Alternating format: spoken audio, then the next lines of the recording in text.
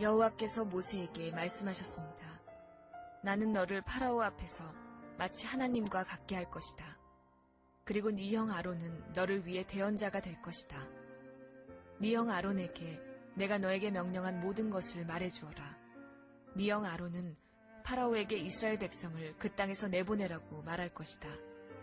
그러나 나는 파라오의 고집을 그대로 두고 이집트 땅에 많은 기적을 일으킬 것이다. 그럼에도 파라오는 네 말을 듣지 않을 것이다. 그때에 내가 더 큰 능력으로 이집트에 무서운 벌을 내리고 그런 다음에 내 백성 이스라엘을 강 무리대로 이집트 땅에서 인도해낼 것이다. 내가 나의 큰 능력으로 이집트에 벌을 내리고 이스라엘 백성을 그 땅에서 인도해낼 때에야 비로소 이집트 사람들은 내가 여호와인 줄을 알게 될 것이다. 모세와 아론은 여호와께서 명령하신 대로 했습니다. 모세와 아론이 파라오에게 말을 했을 때 모세의 나이는 80살이었고 아론의 나이는 83살이었습니다. 여호와께서 모세와 아론에게 말씀하셨습니다. 파라오가 너희에게 기적을 요구할 것이니 그러면 모세는 아론에게 지팡이를 파라오 앞에 던지라고 말하여라. 그 지팡이가 뱀으로 변할 것이다. 그리하여 모세와 아론은 여호와께서 명령하신 대로 파라오 앞으로 나아갔습니다. 아론은 자기 지팡이를 파라오와 그 신하들 앞에 던졌습니다. 그러자 지팡이가 뱀으로 변했습니다. 그때의 파라오도 자기의 지혜로운 자들과 마술사들을 불렀습니다. 이집트의 마술사들도 마술을 부려 똑같은 일을 했습니다. 그들이 자기 지팡이를 땅에 던지자 그 지팡이들이 뱀으로 변했습니다. 하지만 아론의 지팡이가 그 뱀들을 잡아먹었습니다. 그러나 파라오는 고집을 부리며 모세와 아론의 말을 듣지 않았습니다. 여호와께서 말씀하신 그대로 했습니다. 우리 다시 한번 하나님 앞에 영광과 감사의 박수 올려드리겠습니다.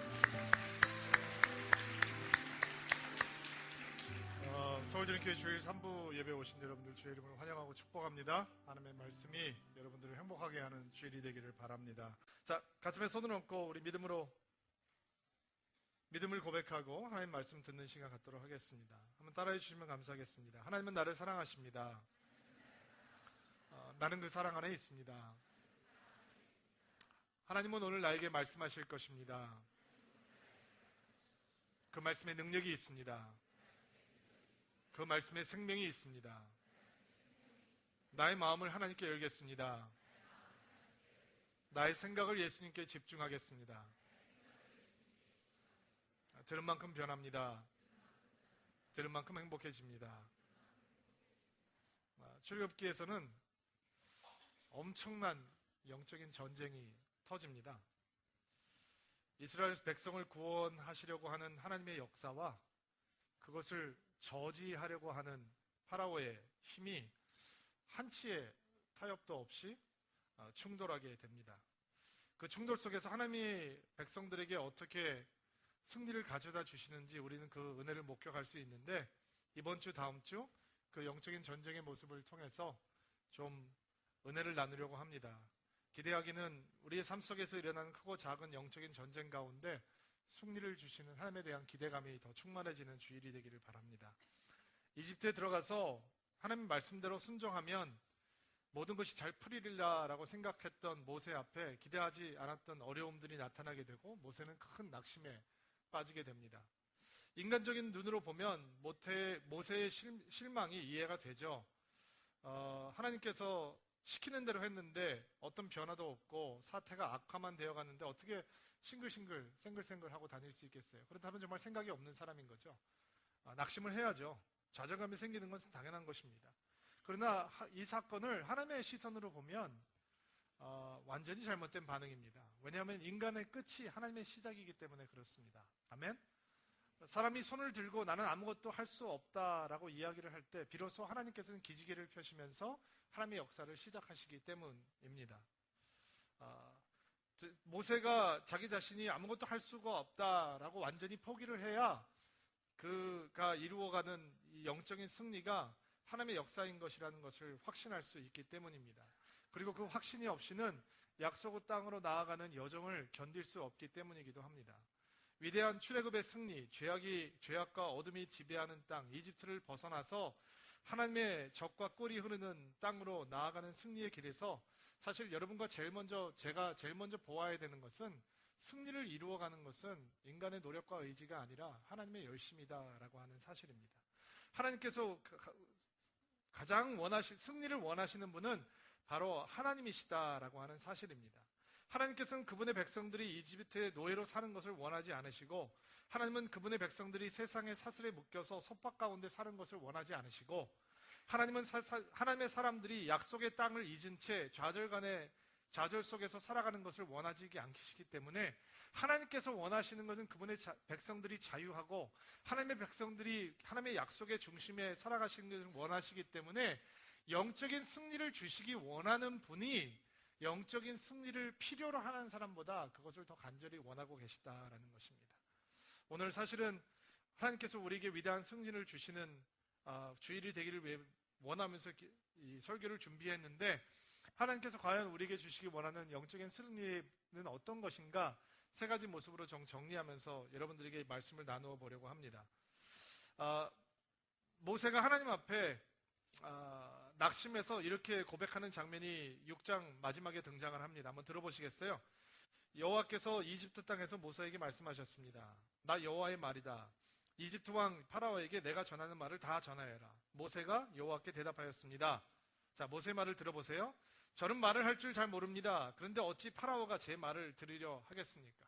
얼마나 모세가 꿍시렁꿍시렁 이야기가 많습니까? 일을 시작하기도 전에 그는 이미 지치고 낙심해서 하나님 앞에 다시 꿍시렁꿍시렁 잔소리를 하기 시작하고 변명을 해대기 시작합니다. 그러나 위대한 승리의 시작은 하나님의 열심으로부터, 하나님의 열정으로부터 출발한다라고 하는 것이 오늘 우리가 기억해야 되는 첫 번째 사실입니다. 우리의 영적인 승리는, 우리의 위대한 승리의 시작은 우리의 마음으로부터 출발하는 것이 아니라 하나님의 열심과 열정으로부터 출발한다라는 것입니다. 그가 말을 잘 못한다는 것, 이미 끝난 대화입니다. 기억하세요? 하나님, 내가 말 잘 못합니다 라고 했을 때 하나님께서 어떻게 하시죠? 내가 그러면 말 잘하는 사람을 붙여줄게 라고 얘기했던 거 기억나세요? 예, 그게 아론이었잖아요. 하나님과 이미 대화가 다 끝난 상태예요. 그러나 환경적인 어려움이 모세로 하여금 하나님의 약속이 아닌 자기의 무너진 내면을 다시 한번 주목하게 하죠. 그러나 하나님께서는 그 모세를 포기하지 않는다라는 것입니다. 모세는 지금 자신 스스로의 영적인 승리를 기대할 만한 내면의 견고함이 없습니다. 근데 하나님께서는 모세를 포기하지 않고 계시다라는 것이죠. 1절 말씀 같이 한번 읽어보겠습니다. 읽어볼게요. 시작.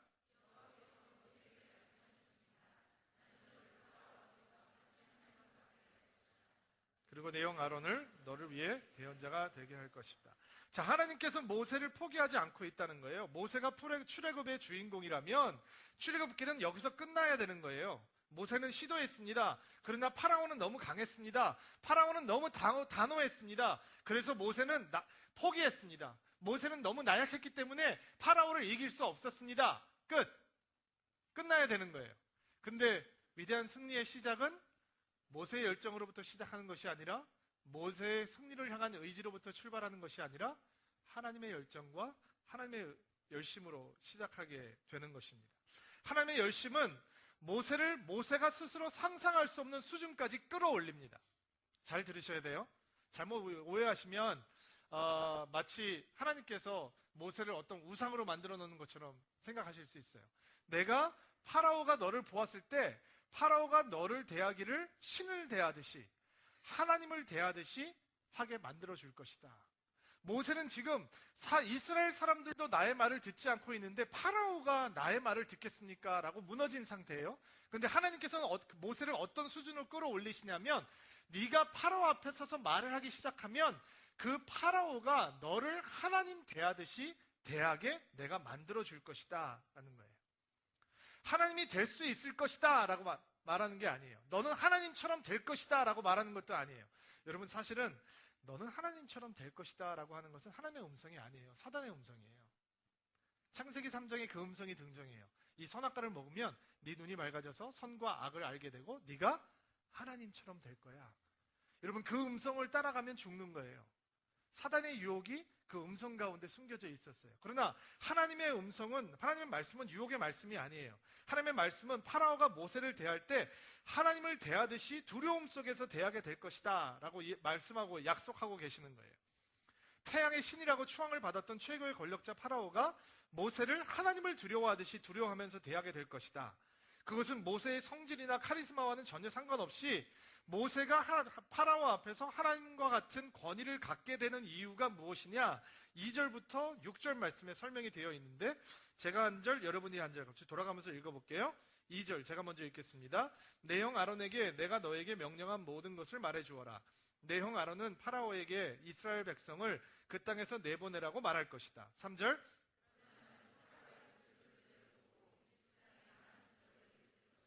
그럼에도 파라오는 내 말을 듣지 않을 것이다. 그때 내가 더 큰 능력으로 이집트에서 무서운 벌을 내리고 그런 다음에 내 백성 이스라엘을 각 무리대로 이집트 땅에서 인도해 낼 것이다.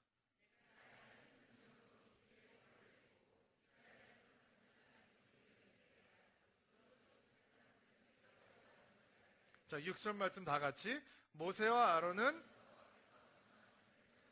자, 2절부터 6절까지 여러분들께서 성경을 열어놓으시고 혹은 주보를 펴놓으시고 여러분들께서 좀 주목해야 되는 말이 있어요. 주목해야 되는 말은 어떤 말이냐면 말씀이라고 하는 단어와 능력이라고 하는 단어. 2절 보세요. 2절 보시고 밑줄 치세요. 말해주어라. 또 말할 것이다. 하나님의 말씀의 역사가 있다는 거예요. 자, 3절 보세요. 많은 기적. 그 기적이 누구의 능력으로 일어나는 거예요? 하나님의 능력으로 일어나는 것이죠. 자, 4절 보세요. 더 큰 능력으로. 또 무서운 벌. 무서운 벌은 어떻게 생기는 거예요? 하나님의 능력으로 생기는 거죠. 5절 말씀. 나의 큰 능력으로. 6절 말씀. 밑줄 치세요. 명령하신 대로, 하나님의 말씀대로 따라갔다는 거예요.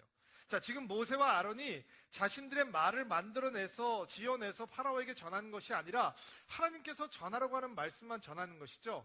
그리고 하나님께서는 강팍해진 파라오의 마음을 뚫고 그분의 능력을 보여주심으로 구원의 역사를 이루어 가시겠다라고 약속하고 있는 거예요. 파라오가 모세를 두려워할 것인데 모세의 권위 앞에서 태양의 신이라고 일컬어졌던 파라오가 무력하게 될 것인데 그것은 모세가 무시무시한 사람이 아니라 모세에게 하나님의 말씀이 있고 하나님의 능력이 있기 때문에 그렇다는 거예요. 자, 말씀이 있어야 되는 이유는 말씀은 방향을 제시해 주기 때문이에요. 지금 출애굽의 작전을 모세가 짜가고 있는 것이 아니라 하나님께서 말씀하시는 대로 짜가고 있잖아요. 그 말씀이 없이는 출애굽을 해낼 수 있는 능력이 모세에게 존재하지 않는 거예요. 근데 말씀만 가지고는 출애굽의 사건을 연출해낼 수가 없어요. 하나님의 능력이 있어야 되는 거예요. 홍해가 갈라져야 되고 광야에서 물이 나와야 되고 이 이적과 기사가 있어야 이 출애굽의 사건이 벌어지는 거예요. 여러분, 성경을 보시면 기적이 항상 있는 게 아니에요. 여러분, 성경에 보면 기적이 막 그냥 널려 있다고 생각하는데 그렇지 않아요. 모세 시대 때 기적이 넘쳤고 엘리샤 시대 때 기적이 넘쳤고 그리고 예수님 복음 시대에 기적이 넘쳤고 초대교회에 기적이 있었어요. 나머지 시대에는 기적이 그렇게 많지 않아요. 그러니까 지금 하나님께서 이 출애굽이라고 하는 하나님의 구원의 사건을 이루시기 위해서 하나님의 말씀으로 이 방향을 제시해 주시고 하나님의 능력으로 그 방향을 개척해 가시는 것을 볼 수 있는 거예요. 모세가 그 태양의 신이라고 일컬어졌던 파라오 앞에 서서 담대하게 증거할 수 있고 그가 하나님처럼 그에게 대우를 받을 수 있는 이유는 뭐냐? 하나님의 말씀과 능력이 있기 때문이에요. 여러분에게도 동일한 승리의 도구가 있다는 것을 믿으시기를 주의 이름으로 축복합니다. 모세에게 하나님의 말씀과 능력이 있었던 것처럼 여러분에게도 하나님의 말씀과 능력이 있는 거예요. 여러분, 성도가, 교회가 세상에서 우습게 보이면 안 되잖아요. 여러분, 제가 목사인데 제가 바깥에 나가서 뭐 하시는 분이에요? 얘기하면 저 목사입니다. 목사래. 이거 수치스러운 일이잖아요. 그렇잖아요. 너 일요일 날 뭐해? 놀러 가자. 나 교회 가야 돼. 교회를 다닌대. 그러면 창피한 거잖아요. 그런 일이 있으면 안 되잖아요. 근데 사람이 많이 모여도 교회가 세상에서 우습게 보이고 교회가 부유해져도 우습게 보일 수 있어요. 멋진 사람들이 많이 모여도 우습게 보일 수 있단 말이죠. 교회가, 성도가 우습게 안 보이려면 뭐가 있어야 되는지 아세요? 말씀이 있어야 되고 능력이 있어야 되는 거예요. 말씀 따라 살아갈 수 있어야 되고, 그 말씀 따라 살아갈 수 있는 경건의 능력이, 성령의 능력이 우리 가운데 있어야 되는 거예요. 세상에서 교회가 영향력이 있고 성도가 영향력이 있으려면 모세가 가졌던 그 하나님의 말씀과 하나님의 능력이 있어야 된다라는 것이죠. 파라오가 모세를 볼 때 우습게 보면 출애굽의 사건은 일어날 수 없어요. 모세가 스스로를 보아도, 하나님, 파라오가 내 말을 듣겠습니까? 이게 자기가 우스운 존재라는 것을 인정하는 것이죠. 그런데 하나님께서는 모세를 어느 수준까지 끌어올려 주시냐면, 이집트의 최고의 권력자였던 파라오가 너를 대할 때, 세상에 되게 잘 나가는 사람들이 너를 대할 때, 세상에서 아나 무인인 사람들이 성도인 너를 대할 때, 교회인 너희를 대할 때 하나님을 대하는 것처럼 경건한 마음으로, 두려워하는 마음으로 대하게 될 것이다 라고 하나님께서 약속해 주시는 것입니다. 제 마음이 뜨거워졌습니다. 하나님, 그렇게 우리 교회를 회복시켜 주십시오. 이 땅의 크리스찬들이 그렇게 회복될 수 있도록 도와주십시오. 우리가 예수 믿습니다 라고 하면 사람들이 이 옷을 저미고 좀 경건하게, 우리가 옆에 있으면 거친 말 하는 사람들도 멈추고, 야한 말 하는 사람들도 수치스러움을 알고, 욕심에 사로잡혀 있던 사람들이 우리가 성도라라고 하면 그 욕심이 더덥다는 것을 깨닫게 되는 진짜 하나님의 사람들이 될 수 있도록 도와주십시오 라고 하는 기도가 절로 터져나왔습니다. 모세를 향한 하나님의 열심이 바로 여러분을 향한 하나님의 열심인 것을 믿으시기를 주의 이름으로 축복합니다. 모세가 그런 수준이 아닌데 하나님의 열정과 열심이 모세를 그런 수준으로 이끌어 주시는 거예요. 자, 그러면 모세가 승리를 한단 말이에요. 그럼 우리가 누구의 수준에 있는 사람들이냐? 여러분과 저도 모세의 수준에 있는 사람이라는 거예요. 실망하실 필요 없어요. 한숨 쉴 필요 없어요. 하나님께서 우리를 구원하시겠다라고 약속할 때 하나님은 이미 아셨어요. 내 수준을. 내가 상황이 좀 펼쳐지면 어깨를 올렸다가 상황이 좀 나빠지면, 하나님, 세상 사람들이 나의 말을 듣겠습니까? 좌절하는 사람인 거를 알고 다가오셨단 말이에요, 하나님께서. 그런데 하나님께서 우리를 우리 수준 가운데 놔두시지 아니하시고 우리를 하나님의 수준으로 올려주신다는 거예요. 할렐루야. 예. 여러분, 저를 보고, 신동엽 목사님 보고 실망하지 마세요. 우리가 지금은 이번이 욕거릴 것 같아도 하나님의 열심히 우리를 하나님의 수준으로 올려주실 거란 말이에요. 여러분이 여러분 수준을 보고 한숨 쉬지 마세요. 여러분의 인생의 수준은 여러분의 수준이 아니에요. 여러분의 인생의 수준은 하나님의 수준인 거예요. 하나님의 열정이 여러분을 포기하지 않고, 모세가 스스로를 포기할 때도 포기하지 않았던 하나님이 여러분이 여러분의 인생을 향해서 손을 놔버리고 나는 그냥 이렇게 살아야지 할 때도 그냥 놔두지 않고 귀찮을 때까지 쫓아오셔서 여러분의 인생을 하나님의 수준으로 끌어올려 주신다, 이 말이에요. 뭐를 붙들 수 있게? 하나님의 말씀과 하나님의 능력을 가지고 위대한 승리를 이룰 수 있는 인생이 될 수 있도록. He's not done with you. 여러분, 하나님 여러분과 끝내지 않으셨어요. 도망가봤자 소용없어요.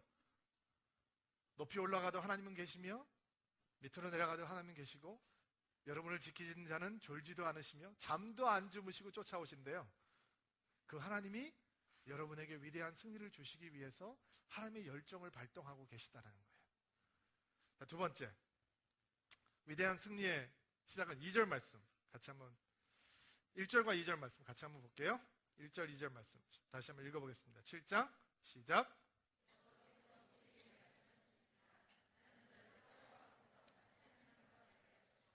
그리고 내 형 아론은 너를 위한 대언자가 될 것이다. 2절, 내 형 아론에게 내가 너에게 명령한 모든 것을 말해주어라. 내 형 아론은 파라오에게 이스라엘 백성을 그 땅에서 내보내라고 말할 것이다. 자, 위대한 승리의 첫 번째 시작은 하나님의 열정과 열심으로부터 출발한다는 것을 기억하셔야 하고, 두 번째, 위대한 승리의 시작은 공동체를 향한 의탁에 있다라는 것을 기억하시기 바랍니다. 혼자서는 아무것도 할 수 없다라고 징징거리던 모세에게 아론이라고 하는 사람을 붙여주셨습니다. 자, 여러분 기억하세요?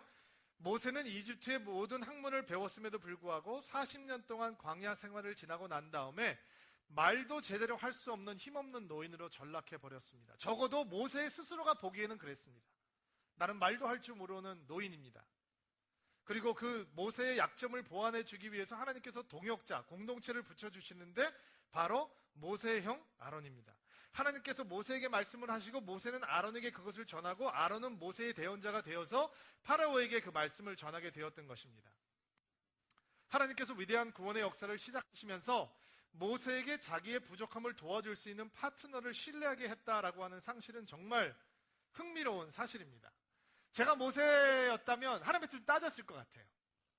아마 여러분도 따질 수 있지 않을까 한번 생각을 해보시기 바랍니다. 하나님, 좀 더 잘 배운 사람 보내주세요.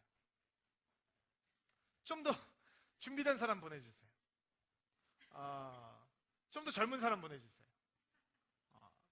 아니, 아론이 평생 노예로 살았던 사람이잖아요.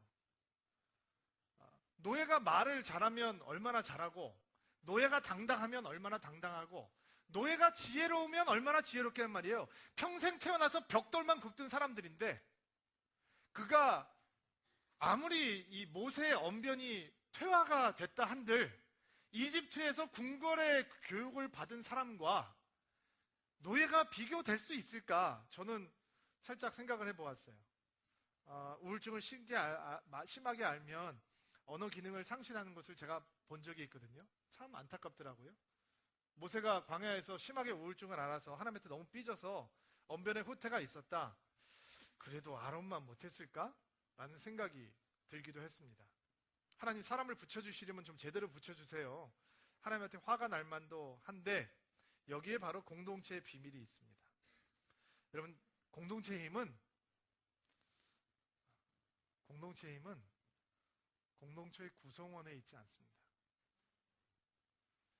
괜찮은 사람이 모이면 힘 있는 공동체가 되는 게 아닙니다. 공동체의 힘은 공동체의 사명 속에 감춰져 있는 겁니다. 사명이 위대하기 때문에 공동체가 위대한 겁니다. 하나님께서 교회를 보시다가 여기는 괜찮은 사람들이네, 여기는 많이 배운 사람들이네, 여기는 넉넉한 사람들이네, 그리고서 하나님께서 비전을 주시기 때문에 그 공동체가 위대해지는 것이 아니라 그 구성원에 상관없이 그 구성원에 주시는 목적과 의미 때문에 그 구성원에 속해 있는 사람들이 자기 스스로는 살 수 없는 인생을 살게 되는 겁니다. 여러분, 믿으셔야 합니다. 그래서 교회가 중요한 겁니다. 이렇게 생각을 해보세요. 여러분, 아론이 말을 잘한대요. 근데 아론이 군인이면 그 말을 잘하는 게 아무 소용이 없단 말이죠. 벽돌을 굽는 기능은 지금 이스라엘이라고 하는 구원 공동체 가운데서 아무 쓰잘데없는 기능이에요. 아론이 쓰임받을 수 있는 건 공동체가 가지고 있는 목적과 사명 때문에 가능한 거예요. 여러분, 왜 모세가 모세인 줄 아세요? 모세가 미디안 광야에서 자기 장인이 이렇게 치던 양떼를 상속받아서 미디안 광야의 부족의 리더가 됐으면 모세는 모세일 필요 없어요. 모세는 하나님의 말씀, 하나님의 능력 필요 없어요. 모세 혼자 있어도 그 여자 목동들을 괴롭히려고 하는 그 깡패 목자들 모세 혼자서 다 쫓아냈잖아요. 다 핸들할 수 있거든요. 모세가 모세인 이유는 모세가 출애굽이라고 하는 하나님 사건 가운데 서 있기 때문이에요. 모세가 모세인 이유는 이스라엘 백성이 출애굽을 하는 가운데 하나님께서 주신 사명이 있기 때문이에요. 예수님을 믿는다고 하면서, 교회를 다닌다고 하면서 사실 혼자만 혹은 내 가족들이 예수를 잘 믿으면 만족한다라고 생각하는 분들이 있을 수 있어요. 그러나 하나님께서 우리를 공동체로 부르시는 이유는 혼자서는 감당할 수 없는 하나님의 일을 공동체를 통해서 이루기 원하기 때문이에요. 이게 믿어지면, 이게 내 가슴 속으로 쑥 들어오면 내 혼자 꿀 수 없는 꿈을 공동체를 통해서 꾸기 시작해요. 아무리 내 능력이 탁월해도 내가 스스로 할 수 있는 일이라면 그것은 하나님께서 주시는 비전은 아니에요. 하나님은 절대로 인간의 사이즈의 일을 우리에게 던져주시지 않아요. 하나님께서 우리에게 주시는 사명은 우리로 하여금 숨이 턱 막히게 한단 말이에요. 하나님, 나는 그거를 절대로 할 수 없습니다. 당연하죠. 혼자서는 할 수 없어요. 모세가 네가 이스라엘 백성들을 꺼내나와, 모세 혼자서는 절대로 할 수 없는 일이에요. 근데 하나님께서 공동체를 붙여주세요. 그리고 그 공동체를 통해서 하나님의 역사를 이루어 가시는 거예요. 여러분, 다윗이 골리앗을 죽이던 순간 다윗의 주위에는 공동체가 없었어요. 다윗은 탁월한 사람이었어요. 여인들이 노래를 했죠. 사울이 죽인 자는 천천히요, 다윗이 죽인 자는 만만이라. 그럼 그가 그 노래를 들으면서 얼마나 우쭐했을까요? 그런데 하나님께서 다윗을 향해 가서 가지고 계시던 뜻은 골리앗을 죽일 수 있는 용맹스러운 소년이 아니었단 말이에요. 하나님의 마음에 합한 왕, 이스라엘의 건국을 향해서 달려가는 왕의 모습이었어요. 그 길은 혼자 갈 수 있는 길이 아니었어요. 그래서 하나님께서 공동체를 주시죠. 요나단이라고 하는 공동체도 주시고, 그리고 사울의 칼을 피해서 광야로 숨어들었을 때 400명의 원통한 자, 빚진 자, 사회에서 적응할 수 없었던 소외된 사람들을 붙여주세요. 그리고 그 사람과 공동체를 이루기 시작해요. 시간이 많이 지났어요. 그리고 다윗의 인생의 끝에 가서 다윗을 섬겼던 용사들의 이름이 등장하기 시작해요. 그리고 그 용사들의 이름은 바로 아둘람 동굴에 모였고 시글락에서 함께 다윗과 동고동락했던 용사들의 이름이 하나씩 하나씩 등장하기 시작해요. 여러분, 하나님께서 여러분을 얼마나 사랑하시는데 여러분들로 하여금 아무 공동체나 선택하게 하시겠어요? 이렇게 하나님의 역사와 하나님의 일을 이야기하면 여러분들은 근데 목사님, 제가 아무것도 할 줄 아는 게 없어요. 제가 성격도 별로 안 좋고요. 제가 학교 다닐 때 공부도 그렇게 잘하는 편이 아니고요. 혹은 또 어떤 분들은 목사님, 제가 너무 공부를 잘했어요. 제 단점이라면 너무 모든 걸 잘하는 거예요. 이런 감당하지 못할 분들도 있죠. 제가 교회에서 아무것도 해본 적도 없고요. 저는 믿음도 없고요. 근데 7절 말씀에 굉장히 흥미로운 말씀이 등장을 해요. 출애굽기 7장 7절 말씀. 우리 같이 한번 읽어보세요. 시작.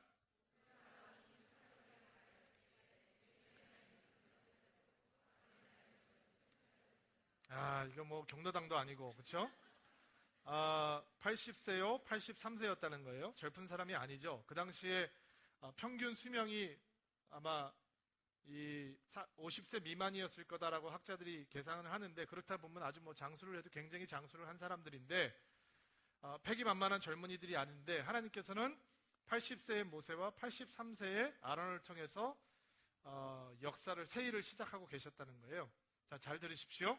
공동체는 개인의 한계를 뛰어넘게 도와줍니다. 믿으십니까? 모세가 나이도 많고 아론도 나이가 많아요. 근데 함께함으로 그 한계를 뛰어넘게 해주셨습니다. 공동체가 그것을 뛰어넘게 해준다라는 것입니다. 설교 준비를 하면서 제 삶을 돌아보았습니다. 이번 주에 흥미롭게 저희 아내가 저한테 이렇게 얘기를 하면서, 당신은 진짜 복받은 사람인데, 교회를 제가 처음 목회를 시작했을 때부터 저희 아내가 저와 함께 이제 지금까지 같이 있으니까, 당신이 이렇게 목회지를 옮길 때마다 더 좋은 교회로 함께해서 옮겨주셨고, 사역도 이렇게 옮길 때마다 더 잘했던 것 같다라고 아내가 칭찬을 해주더라고요. 칭찬이 인색한 사람인데 제가 이번 주에 굉장히 기분이 좋았어요. 그리고 제가 냉정하게 봐도 정말 그런 것 같아요. 제가 옮길 때마다 더 좋은 교회로 옮겼고, 그리고 하나님께서 더 열심히 사역을 할 수 있도록 길을 열어주셨던 것 같아요. 근데 제가 교회에서 사역하면서 보면서 이런 간증이 있어요. 나 스스로는 할 수 없었던 일을 좋은 교회를 만났기 때문에 할 수 있었다라는 거예요. 나 혼자는 절대로 할 수 없어요. 근데 내가 좋은 공동체를 만났기 때문에 하나님께서 그 일을 할 수 있도록 도와주셨다는 거예요. 그렇다면 교회 공동체를 선택하는 것은 저의 선택이 아니었다는 거예요. 하나님의 의도가 이루어지고 있었다는 거예요. 자, 제가 여러분을 선택하지 않았잖아요. 그렇죠? 제가 여러분이 누군지 몰랐잖아요. 근데 우리가 한 몸이 됐잖아요. 그게 어떻게 우연일 수 있겠어요? 여러분이 서울 드림교회를 선택한 것 같죠? 여러분, 세상에 좋은 교회가 얼마나 많은데 이렇게 주차하기 힘든 교회를 선택하셔서 티켓 띄고 힘들게, 대중교통도 안 좋은데 여러분이 선택한 것 같죠? 그렇지 않아요. 하나님이 우리를 선택하셨어요. 우리를. 그리고 한 몸 되게 하셨어요. 왜요? 그냥 우리가 편안하게 은혜 받으라고? 아니에요. 그거보다 더 나아가서 하나님께서 이루고자 하는 일들이 있으신 거예요. 서울 드림교회라고는 하나님의 공동체를 통해서, 하나님의 구원받은 백성들을 통해서 이루고 싶은 일들이 있는 거예요. 그것을 깨닫게 될 때, 그 공동체를 향해서 여러분이 스스로를 의탁하기 시작할 때 여러분 스스로는 경험할 수 없는 위대한 영적인 승리들을 경험하게 되는 거예요. 위대한 목적이 생기면 사람들은 바뀌어요. 평소 때는 자기를 위해서 돈을 벌던 사람들이 돈을 벌 목적이 생기면 돈을 버는 곳에서 하나님이 보이기 시작한다고요. 의미를 찾기 시작한다고요. 그 가운데서 하나님께서 위대한 역사를 이루어 가시는 것이죠. 자, 공동체를 통해서 하나님의 위대한 승리가 이루어지는 것입니다. 자, 세 번째. 8절부터 13절까지 말씀에 나와 있는데 여러분이 먼저 8절 읽으시겠어요? 제가 9절 읽을게요. 시작. 파라오가 너희에게 기적을 요구할 것이니 그러면 모세는 아론에게 지팡이를 파라오에게 던지라 라고 말하여라. 그 지팡이가 뱀으로 변할 것이다.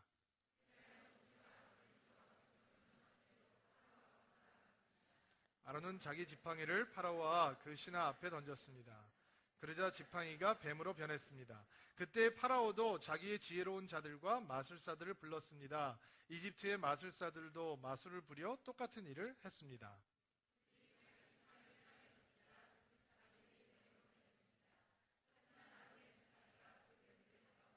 자, 13절 말씀 다 같이.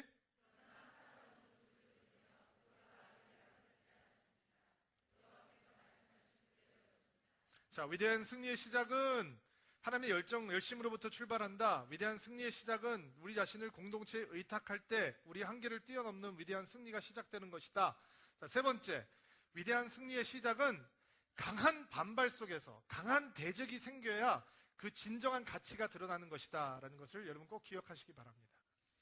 반발이 있다고 놀라지 마십시오. 그것이 승리의 빵빠레가 되는 것입니다. 하나님께서 다시 한번 표적을 주셨어요.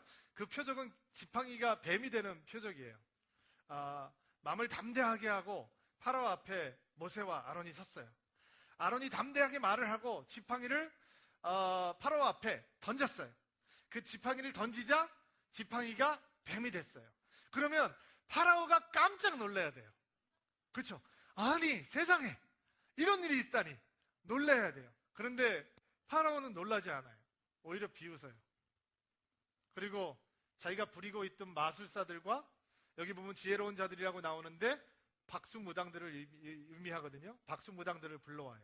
그리고 그들이 아론이 벌어주었던 똑같은 표적을 행해요. 다음 주에 저희가 10가지 재앙을 통해서 진짜 하나님과 이 파라오 사이의 영적 전쟁이 어떻게 벌어지는지 조금 더 인텐스하게 볼 건데 거기에 보면 이 마술사들이 얼마나 많은 기적들을 따라 행하는지 저희들이 볼 수 있거든요. 오늘도 그 파라오의 박수무당들과 마술사들이 아론이 보여주었던 똑같은 표적을 행했어요. 성경을 연구하는 학자들이 이집트의 마술사들이 이런 행했던 표적을 보고 아마 이런 해석을 하는 사람들이 있더라고요. 그 당시에 마술이 굉장히 유행을 했는데 이 뱀한테 체면을 걸어 놓으면 뱀이 빳빳해진다는 거예요. 그러니까 뱀이 빳빳해지면 그걸 이렇게 들고 있으면 지팡이 같아 보인다는 거죠. 그러면서 그거를 땅에 딱 던지면서 체면을 풀어서 뱀처럼 기어다니게 했다는 거예요. 여러분 그렇게 어렵게 해석할 필요 없어요. 마술사들도 능력이 있어요. 귀신도 능력이 있단 말이에요. 이거는 새로운 학설이 아니에요. 이거는 그냥 영적인 진리예요. 그렇습니다. 회사를 팔지 않겠다. 수많은 사람들이 그 장로님에게 물어봤다고 합니다. 아니 장로님에게 이런 꿈이 있으시다면서요. 근데 이렇게 하나님께서 축복을 해주시면 그걸 팔고 그 꿈을 이루셔야죠. 근데 이분이 사업을 하시는 분이니까 이렇게 답을 하셨다 그래요. 제가 회사를 팔면 그 꿈은 이루어지지 않습니다. 내가 회사를 키워서 이 회사를 나스닥에 상장을 하고 그 상장을 해서 회사를 키워가야만이 내가 은퇴하기 전에 내가 하나님 앞에 드린 헌신의 약속을 지킬 수 있습니다. 그러면 하나님께서 이분 뒤를 봐주셔야 되잖아요. 그렇죠?